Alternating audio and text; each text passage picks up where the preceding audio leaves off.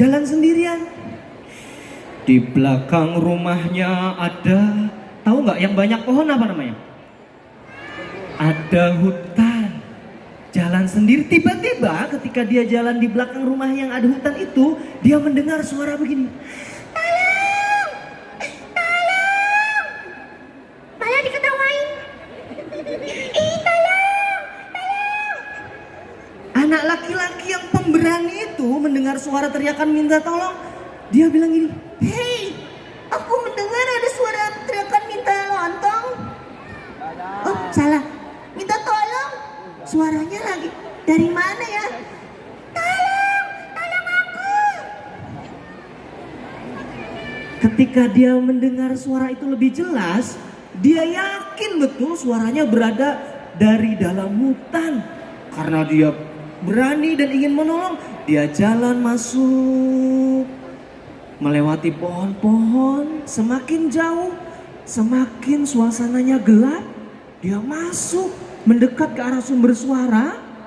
Dia dengar suaranya semakin jelas terdengar, semakin jelas teman-teman. Dan ketika dia sampai di tengah hutan, rupanya suara itu berasal dari sebuah botol kecil, botol kaca beling transparan yang tergeletak di bawah sebuah pohon di sela-sela rerumputan. Anak itu bilang, "Hah? Suaranya berasal dari dalam botol ini? Tolong, tolong keluarkan aku dari dalam sini." Hah? Ternyata di dalam botol kaca beling transparan itu terlihat seorang laki-laki kecil sekecil cicak sedang berteriak-teriak minta tolong. "Keluarkan aku!" Oh, yang minta dikeluarkan dari dalam botol kamu? Iya, tolong ya. Tapi ketika dia melihat dengan lebih jelas teman-teman, dia dekati makhluk kecil itu, rupanya makhluk itu memiliki rupa yang menyeramkan. Anak kecil itu jadi ragu-ragu, kata dia. Sebentar, kalau aku keluarkan kamu dari dalam botol, kamu akan jahat nggak? Oh enggak, aku nggak jahat. Keluarkan nggak teman-teman? Keluarkan ya? Jangan. Oh, keluarin aja. Jangan. Tolongin. Jangan. Tolongin. Jangan. Tolongin. Jangan. Ini sampai asar kayak gini nih. Karena dia anak baik, dia bilang, "Ya sudah, aku tolongin kamu." Dia buka sumbat tutup botol itu. Pluk. Dan tiba-tiba botol yang tadinya hanya diam mulai bergetar. Dilempar botolnya ke tanah, tergeletak, dan laki-laki sekecil cicak itu keluar merangkak dari dalam botol, mulai meregangkan tubuhnya. Dan tiba-tiba laki-laki yang sekecil cicak tadi mulai membesar, membesar, membesar, membesar, membesar, sebesar anak kecil, lalu membesar lagi, membesar, membesar, membesar, sebesar orang dewasa, dan membesar, membesar, membesar, membesar, membesar, membesar, membesar, besar, besar, besar.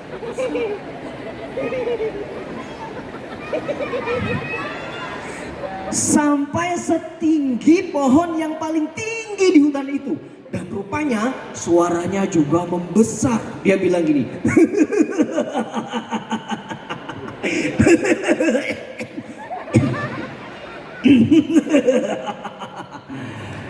"Hai anak kecil."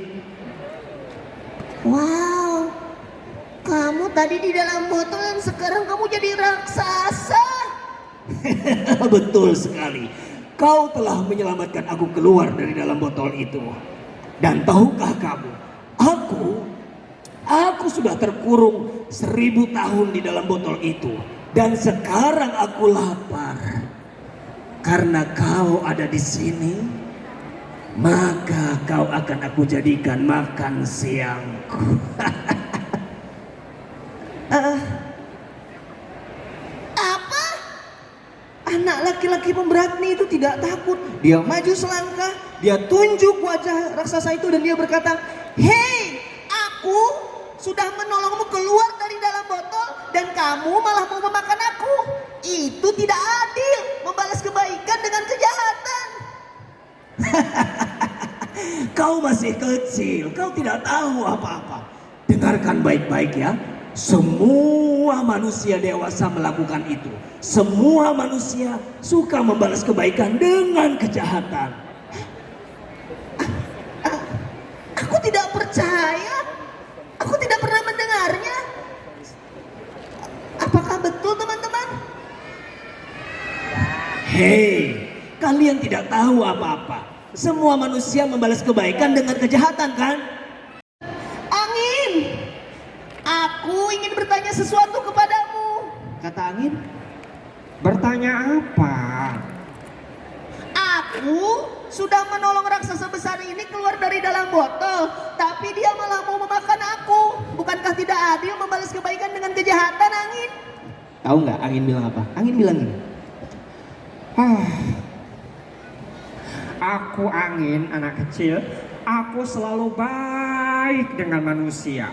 Aku memberi manusia udara untuk bernafas. Aku membantu anak-anak bermain layangan. Aku meniup perahu-perahu mereka berlayar di lautan. Tapi manusia membalas angin dengan udara yang kotor dan bau. Manusia mencemari aku di mana-mana. Manusia kentut sembarangan. Mereka membuat polusi. Berarti yang benar siapa? Betul kan manusia berbuat itu?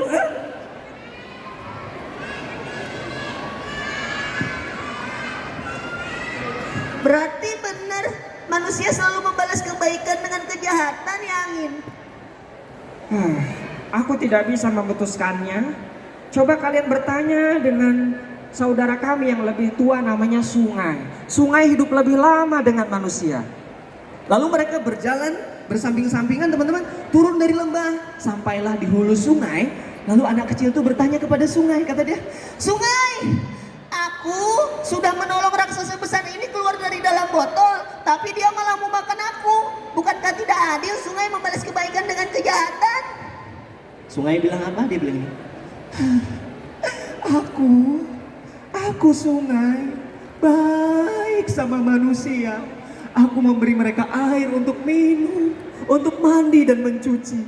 Aku sungai membuat mereka berlayar di atasku. Aku mengairi sawah-sawah mereka. Tapi manusia membalas kebaikan aku dengan melempar sampah yang kotor dan bau.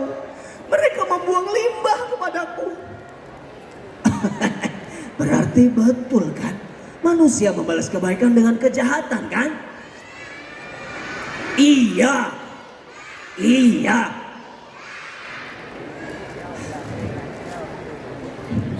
lalu kata sungai, "Coba kalian kalau tidak percaya bertanya kepada saudara kami yang paling tua namanya Gunung."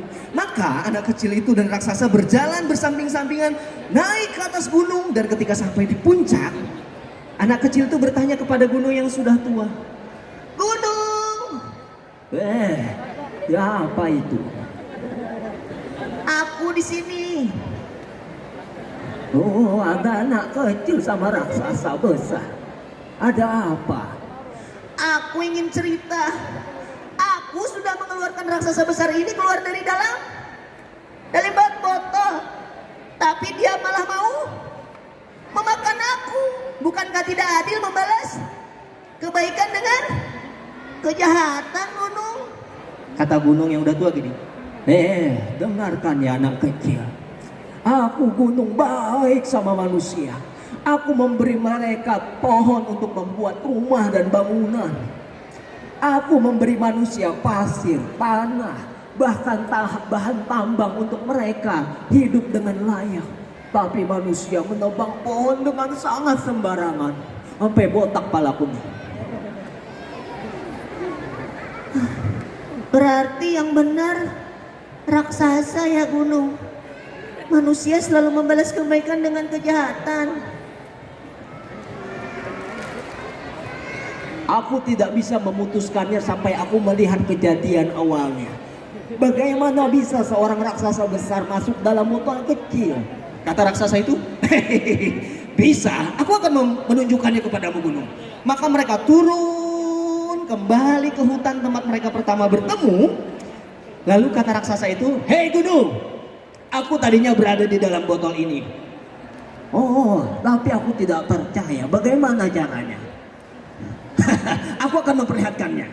Maka raksasa yang tinggi setinggi pohon tertinggi di hutan itu mulai meregangkan tubuhnya, dan seketika itu tubuhnya yang tinggi mulai mengecil, mengecil, mengecil, mengecil, mengecil, sekecil orang dewasa, lalu mengecil lagi, mengecil, mengecil, mengecil, mengecil, sekecil anak-anak, dan mulai mengecil, mengecil, mengecil, mengecil, mengecil, mengecil, sampai sekecil seekor cicak. Dia merangkak masuk dalam botol, dan ketika di dalam botol raksasa itu bilang, hei gunung, aku ada di dalam. Hehehe. Lalu kata gunung, Oh, hebat. Tapi kan kamu bisa keluar sendiri. kata anak kecil, itu karena tadi botol ini tertutup ya teman-teman ya. Ah, ini dia. Nih, gunung. Tadi raksasa ini di dalam botol dan ada tutupnya. Tutupnya tadi di sini. Nah, makanya raksasanya tidak bisa keluar.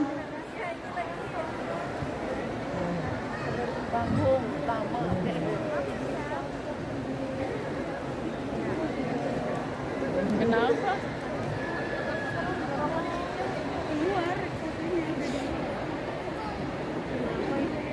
Sampai maghrib nih. Anak kecil itu baru sadar ternyata gunung telah menolongnya. Dia terbebas dari raksasa. Dia bilang, yes, alhamdulillah. Dia tinggal botol itu, dia berjalan kembali ke rumahnya. Tapi ada sesuatu yang dia sadari. Anak kecil itu baru sadar ada hal yang salah selama ini. Dia kembali naik ke atas lembah, dia temui angin. Dia berterima kasih kepada angin karena selama ini sudah baik dengan manusia. Dia turun ke sungai, dia bilang apa?